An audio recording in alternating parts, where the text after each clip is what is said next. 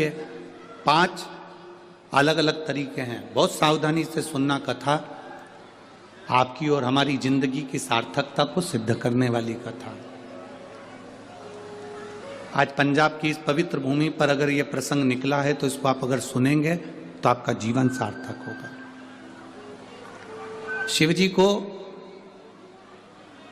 5 तरह से जल चढ़ाने का तरीका है।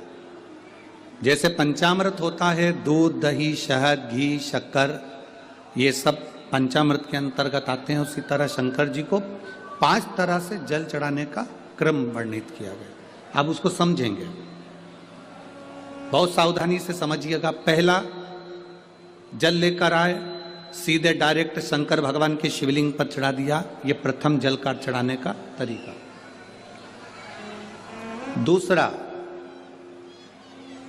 जहां से पानी बहकर जाता है, जहां से जल बहकर जा रहा है, उसके ठीक विपरीत जल उत्तर में जा रहा है, आप दक्षिण में खड़े होंगे और दक्षिण में खड़े होकर उत्तर की ओर मुख करेंगे और शिव जी को जल समर्पित करेंगे। यह रोग मुक्ति करने वाला है और हमारे रोग पर हमें विजय प्रदान करने वाला।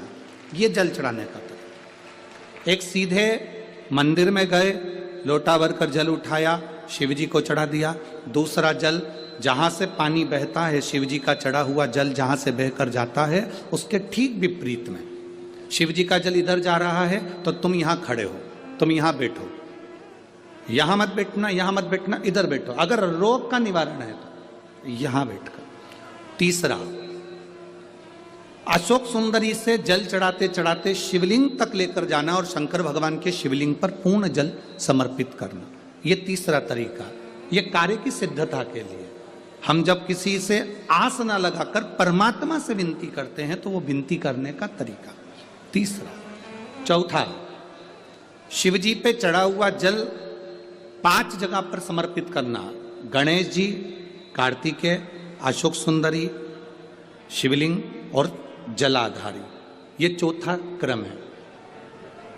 जब जिस नारी का, जैसे मेरा नाम मोनिका है, मेरे पति का नाम संजय सिंह है, मैं दिल्ली स्वरूप नगर के निवासी हूं, मेरा फोन नंबर ये है। कहीं बैठी हैं? मैं बाबू को लाए हैं क्या? नहीं लाए? ठीक है, मैं प्रणाम करने के लिए लाई हूं। गुरुदेव, बाबा बाबा है। बैठी है बहन। शिव तत्व है। एक जल चढ़ाने का तरीका, शिव जी को हम जो जल चढ़ाते हैं उसका एक तरीका भी हमारी जिंदगी में अगर हमने उसको स्मरण में रख लिया तो हमारी कार्य की सिद्धता को सिद्ध कर देता है, हमें सफलता की ओर लेकर चले जाता है। सीधे जल चढ़ाना, दक्षिण में बैठकर उत्तर की ओर मुख कर कर जल चढ़ाना, अशोक सुंदरी से लेकर शिवलिंग तक जल चढ़ाना, 5 स्थान पर गणेश, कार्तिकेय, अशोक सुंदरी, जलाधारी, शिवलिंग पर जल चढ़ाना 5 स्थान पर। ये चौथे नंबर का। और 5वां जल समर्पित करना।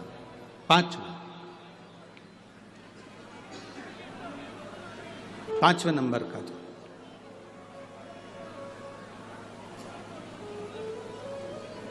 शिव जी को 5म नंबर का जो जल आता है, जो जलाधारी है, ऊपर जिसमें पानी भरा रहता है और नीचे एक एक बूंद टपकता रहता है। जलाधारी में जल समर्पित कर कर उसी जल को बचाकर अशोक सुंदरी वाली जगह पर थोड़ा सा चढ़ाकर उसी में से जल शिवलिंग पर जब हम समर्पित करते हैं तो हम जिस कार्य के लिए जा रहे हैं वो कार्य सफल हो। कि आप शंकर भगवान को जल चढ़ाएं, थोड़ा सा जल पात्र में रख लें, जहां पूजन कर रहे हैं, जब थाली से पूजन, पहले सबसे पहले तो जल ही चढ़ाओगे ना, जल चढ़ाने के बाद उस पात्र को रख ले, थोड़ा सा पानी उसमें बचा ले, 2-4 बूंद, 8 बूंद, 15 बूंद, 20 बूंद, 1 चुल्लू, थोड़ा सा। भगवान शिव की आराधना करी, आपने दिया बत्ती करा, पूजन करा, आराधना करी, मंत्र जाप करा, घंटी का नाद करा, और भी लोग आए, उन्होंने भी भगवान का नाम लिया। जब घर की ओर प्रवेश करें, पूजन की थाली जब लेकर चलें, तो जो कलश में जल हो उसका आचमन कर लें या अपने ऊपर छीट लें, उससे सुख का अनुभव होता है।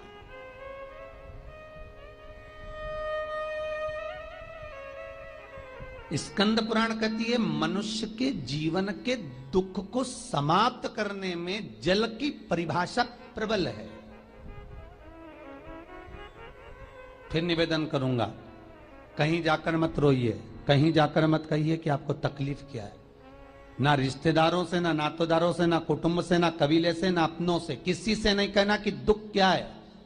बस इतना करना कि किसी मंदिर में अगर पूजन करने जा रहे हो, आप जिस पाठ को कर रहे हो, जो पाठ आप करते हो, हमें ये भी नहीं कहना कि तुम शंकर का पाठ करो, हम तो ये भी नहीं कहेंगे कि शिव कवच करो, हम ये भी नहीं कहेंगे कि तुम हम बताएं वो वाला पाठ करो। तुम तो जो पाठ करते हो, तुम जो स्मरण करते हो, जो तुम मंत्र जाप करते हो, जो तुम नाम जाप करते हो, तुम्हारी मर्जी, तुम जो जपते हो, बस उस जप के समय पर कटोरी में, गिलास में, तांबे के पात्र में, पंचपात्र में जल हो और उस जल का आचमन, उस जल का सींचन दुकान पर, घर पर रोज करना प्रारंभ कर दो।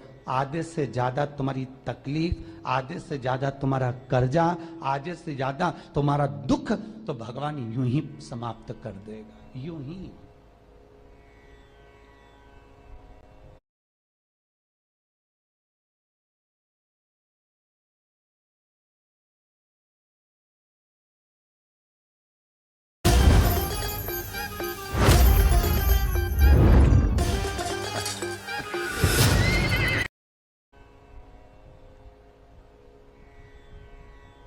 हम जल कौन सा सींचते हैं, भगवान अपनी दुकान पर पानी कौन सा छोड़ते हैं, अपने घर पर जल कौन सा सींचते हैं? जब मटके में से भरकर लिया है, कुंड में से भरकर लिया है, आपने घर में नल में से भरकर लिया है और वो पानी लाने के बाद में अपन सब दूर छीट दिया। अपन वो वाला पानी कभी नहीं छीटते जो रखा है। कुंड में से भरकर लिया है, आपने घर में नल में से भरकर लिया है और वो पानी लाने के बाद में अपन सब दूर छीट दिया। अपन वो वाला पानी कभी नहीं छीटते जो रखा है, जो आराधना के लिए रखा है, साधना के लिए रखा है, जो भगवत स्मरण के लिए रखा है। हमने वो नहीं छीटा, हम तो भर कर लाए और छीट दिए। अरे भाई, बहुत दुख है, बहुत तकलीफ है, बहुत कष्ट है, कहीं मत भटको। जिससे तुम्हारी अच्छी पटे उसका स्मरण कर कर, उसका भजन कर कर, उसका कीर्तन कर कर, उसका नाम जाप कर कर। हम तो ये भी कहते हैं कि तुम जो भजन कर सकते हो, तुम जो स्मरण कर सकते हो, तुम्हारी चित्तवृत्ति में जो आता हो तुम वो करना। हम भी बताएं तो भी मत करना। तुम्हें अच्छा लगे तो करो, नहीं लगे तो तुम जो कर रहे हो बहुत अच्छा करो, तुम उसको जो। ये जो शंकर जी के ऊपर जो जलाधारी रहती है, जिसमें से बूंद बूंद पानी गिरता है, ये जलाधारी में एक लोटा पानी जो हम चढ़ाते हैं और शंकर जी के ऊपर एक एक बूंद जो पानी गिरता है, उस पानी का पुण्य, शास्त्र कहता है श्रावण के महीने में कांवड़ ले जाकर गंगा का जल शिव को समर्पित करना, गंगोत्री से जल लाकर रामेश्वर को समर्पित करना, उससे 1000 गुना पुण्य जलाधारी में एक लोटा पानी डालकर बूंद बूंद शंकर पे चढ़ाने के बराबर हो जाता है। उससे 1000 गुना पुण्य उस फल का प्राप्त हो जाता, 1000 गुना। तो महाराज, सारे तीर्थ धाम आपके चरणों में, हे भोलेनाथ प्रणाम आपके। जब सारे तीर्थ, सारे धाम, सारे पुण्य, सब कुछ यही, कितना सुंदर लिखा कि आप किसी तीर्थ में नहीं जा सकते, आप सारे सरोवर में नहीं जा सकते, आप किसी नदी तालाब का स्नान नहीं कर सकते, तो शिव महापुराण में जाकर बैठ जाइए। क्यों?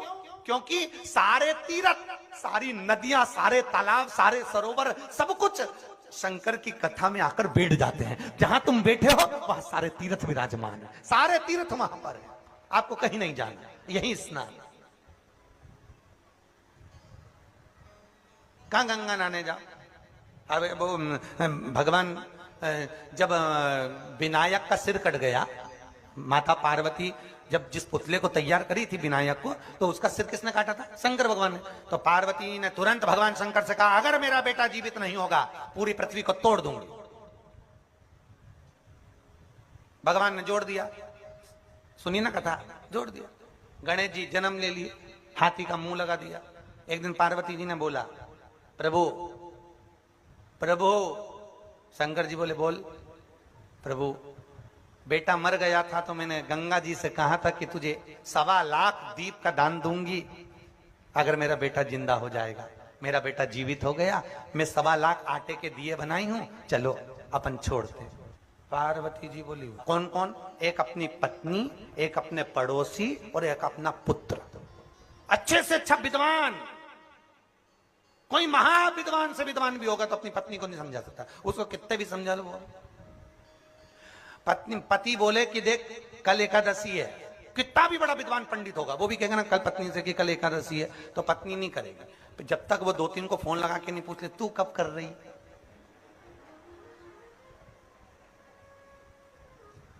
अच्छा, पति दुनिया को पत्रिका देख के बता रही है, दुनिया की ज्योतिषी कर रहा, दुनिया को बता रहा, और ये दुनिया अपने पति को छोड़ के दूसरे से पूछ रही हमारे बेटे का गर्भ बेकार चल रहा, तो वो जिसको दिखाने का वो बोला तुम्हारा पति तो इतना विद्वान, तो इतने में तुम बता रहे हो कि नहीं बता रहे, तो वो इतना विद्वान उससे क्यों ना पूछे।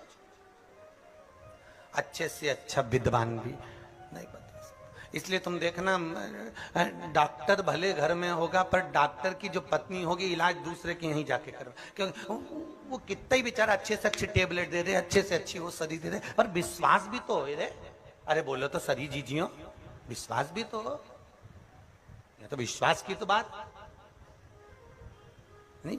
शंकर भगवान बोले मेरे चरणों में आकर तू दिया लगा दे, या दिया लगा नहीं, तुम मेरे साथ गंगा जी के घाट चलो। चले गए भगवान भोलेनाथ। गणेश जी बोले हम भी चले।